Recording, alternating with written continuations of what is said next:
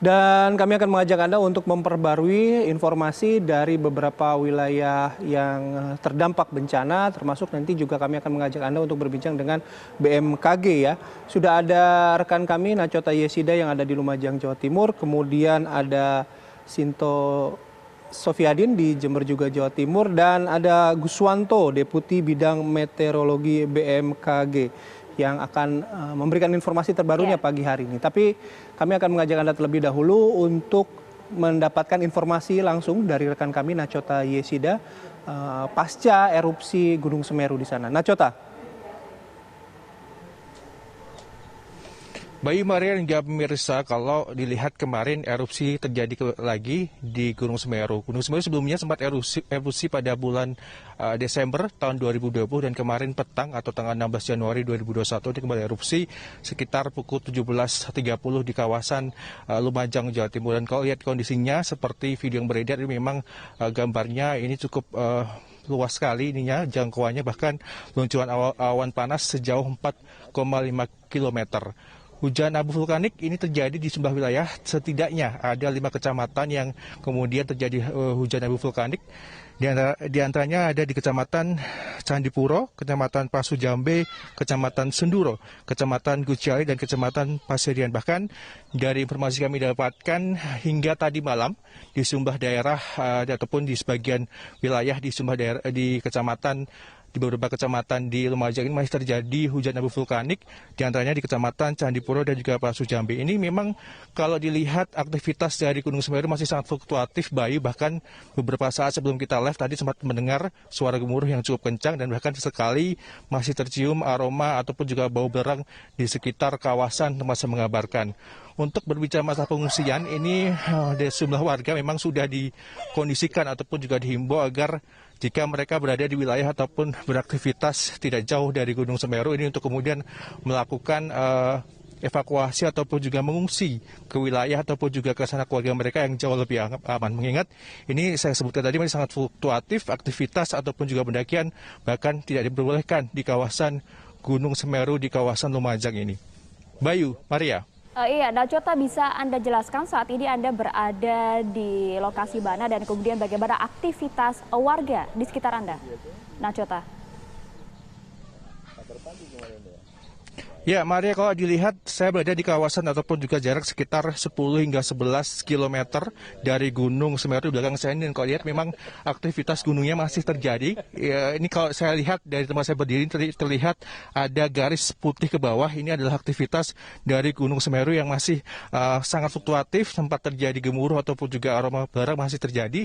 Dan kalau di lokasi saya mengabarkan ini sebenarnya masih cukup aman dibandingkan dengan sejumlah wilayah ataupun desa lainnya. Aktivitas pagi hari ini beberapa warga ini memang sempat mengungsi, Maria. Namun ketika pagi tiba, beberapa warga kemudian kembali ke rumah mereka masing-masing untuk mengecek rumah ataupun juga kondisi tempat mereka tinggal. Dan kalau dilihat ini masih kondisinya aktivitas warga masih normal, masih berjalan seperti semula. Namun jika menjelang malam ataupun juga menjelang petang, memang beberapa warga memutuskan untuk mengungsi mandiri ke wilayah ataupun juga ke tempat yang jauh lebih aman. Mengingat saya sebutkan tadi bahwa aktivitas Gunung Semeru ini masih sangat fluktuatif. Maria. Respon khusus tidak dari otoritas tempat selain meminta warga untuk mengevakuasi dirinya melihat perkembangan aktivitas dari Gunung Semeru ini?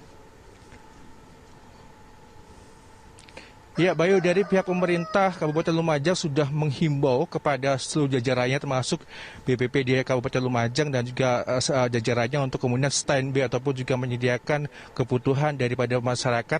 Mengingat ini saya sebutkan tadi masih sangat fluktuatif, berjaga-jaga, bersiap jika memang nanti akan terjadi erupsi kembali. Mengingat kalau kita tarik ke belakang pada bulan Desember lalu, ini erupsi terjadi beberapa kali, sempat berhenti, kemudian terjadi lagi pada bulan Januari ini. Dan dari pihak pemerintah juga meminta untuk seluruh jajarannya untuk bersiap standby untuk mengantisipasi hal-hal yang diinginkan dan membackup kebutuhan masyarakat yang nantinya jika memang diperlukan untuk mengungsi di kawasan Lumajang dan sekitarnya.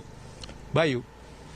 Ya, Nachota sudah mengabarkan langsung dari Lumajang, Jawa Timur. Nanti kami akan menyapa rekan kami, ada Sinto di Jember dan juga berbincang dengan Pak Guswanto dari BMKG. Tapi usai jeda berikut ini, apa kabar Indonesia Pagi akan kembali sesaat lagi.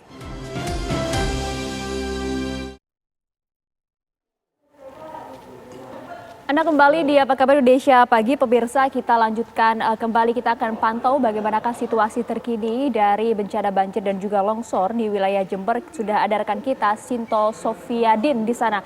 Sinto, silakan dengan informasi Anda, Sinto. Ya, saat ini saya berada di di Dusun Kraton, Desa Wonoasri, Kecamatan Tempurrejo, Jember.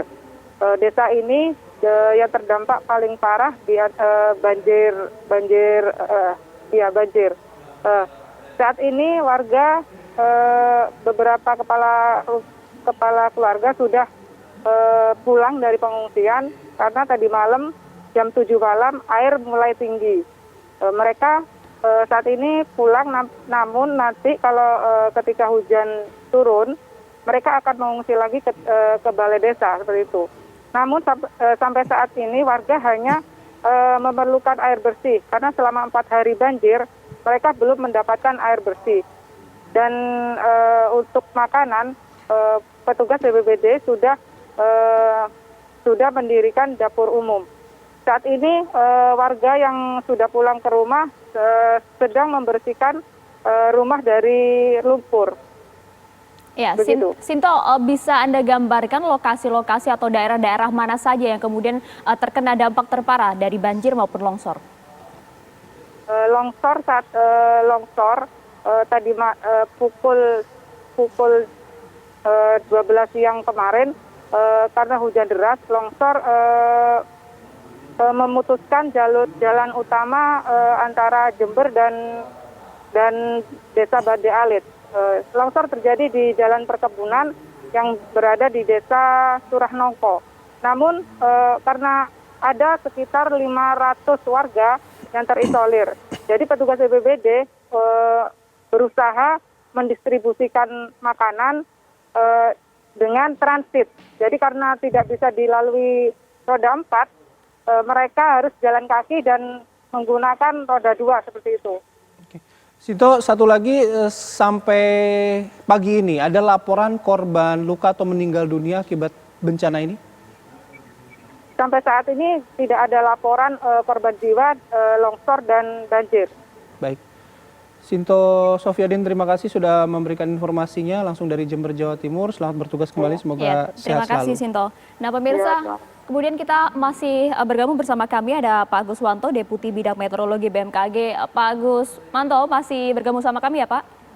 Masih, selamat pagi. Selamat pagi, Pak. Assalamualaikum.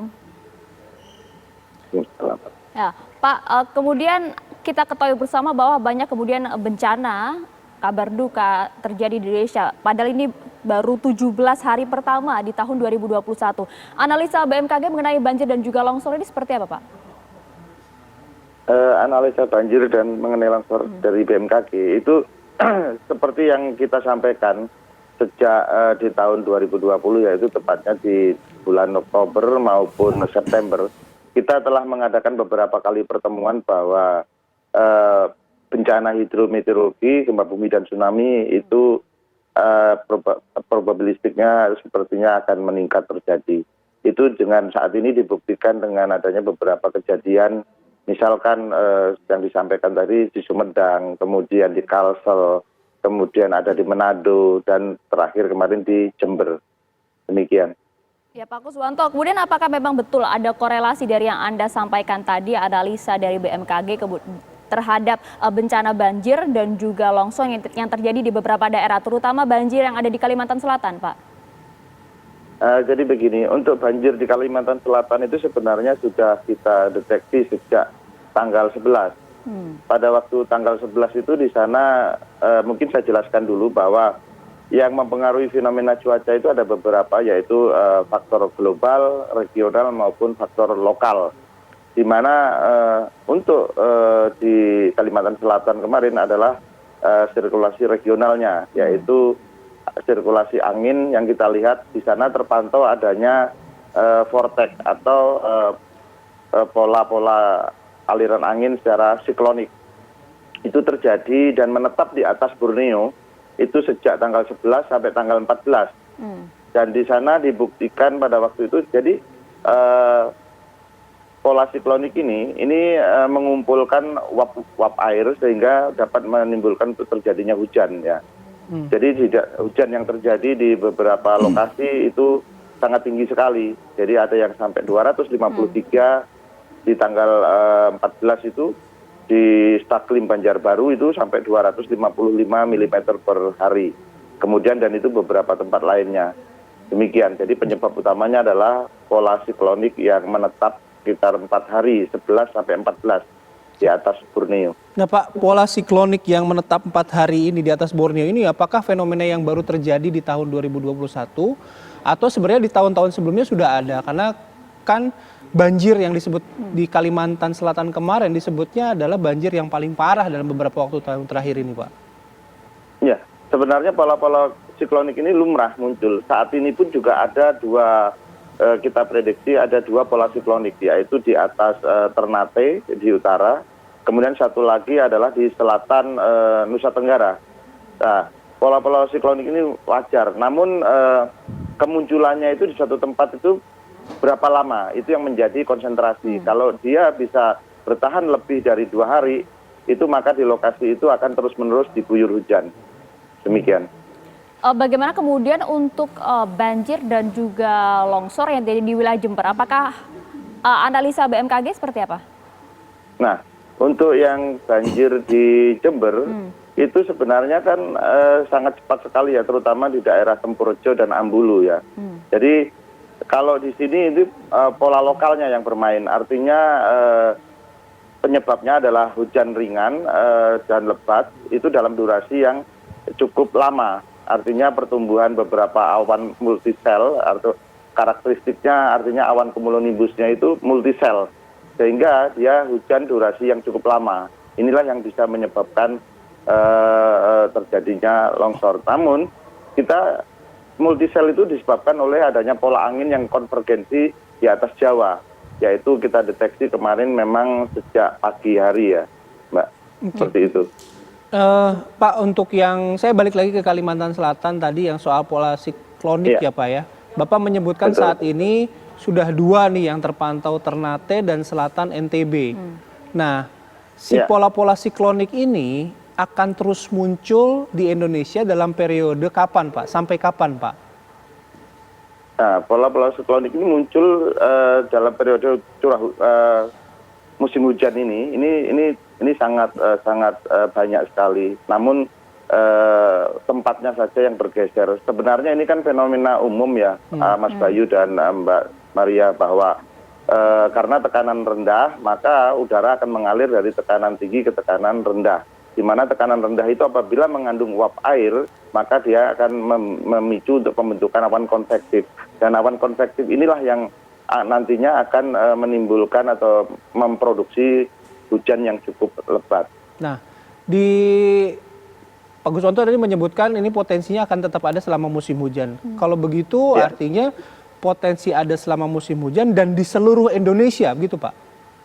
Betul. Jadi ini saat pada waktu tanggal 11 sampai 14 kemarin pola sikloniknya itu ada di atas Borneo. Nah, saat ini ada 2 pola siklonik, itu ada di utara Halmahera yang tadi Kepulauan Maluku, kemudian satu lagi adalah di selatan Nusa Tenggara. Jadi seberapa dekat lokasi pulau Indonesia ini mendekati itu, sehingga dampaknya akan tergantung dengan jaraknya dari pola siklonik itu.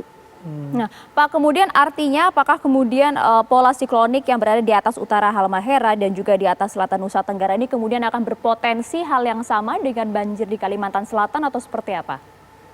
Ya, selama ini akan menetap atau bertahan lama seperti itu, ini nanti kalau pola siklonik itu ada terusannya. Dia kalau terus tekanannya turun, maka di bawah 1000 milibar, maka dia menjadi siklon. Nah, siklon ini akan menjadi berdampak hujan ekstrim. Namun kalau biasanya kan ini sangat dinamis, sehingga dia bergerak. Oke, baik Pak, terakhir sedikit saja, singkat saja Pak Guswanto, daerah mana yang kemudian untuk saat ini harus diwaspadai berdasarkan analisa dari BMKG? Ya, sehingga setidaknya 1 minggu ke depan lah Pak. Baik, paling tidak saya berikan gambaran untuk tanggal 17 dan tanggal 18 lah, yang ini yang lebih dekat. Yang untuk tanggal 17 kita waspadai yaitu adanya untuk curah hujan lebat, ya artinya di atas 50 mm itu kita di Jawa Tengah, Jawa Timur, Nusa Tenggara Barat, Sulawesi Selatan, Papua Barat, dan Papua. Ini adalah dengan curah hujan di atas 50 mm. Kemudian di tanggal 18-nya sama, yaitu dengan curah hujan di atas 50 mm, kita prediksi terjadi di Aceh, Jawa Tengah, Jawa Timur, Nusa Tenggara Barat, Sulawesi Selatan, dan Papua. Khusus di Jawa kita waspadai adalah yang bagian utara. Dan khusus untuk Jawa Timur itu kemungkinan kita waspadai yang bagian selatan maupun utara. Demikian. Baik. Ya, terima kasih banyak analisa BMKG dan juga tadi ada beberapa himbauan yang disampaikan oleh BMKG terkait dengan curah hujan yang dianalisa atau diprediksi cukup tinggi di beberapa wilayah. Terima kasih banyak Pak Guswanto, Deputi Bidang Meteorologi BMKG atas informasi yang bergabung bersama kami di Apa Kabar Indonesia Pagi. Terima kasih Pak. Assalamualaikum. Terima kasih Bayu dan Maria. Salam. Oke, kami jeda terlebih dahulu. Nanti kami akan hadirkan informasi terbaru dari proses pencarian dan juga evakuasi korban gempa di Sulawesi Barat. Sesaat lagi.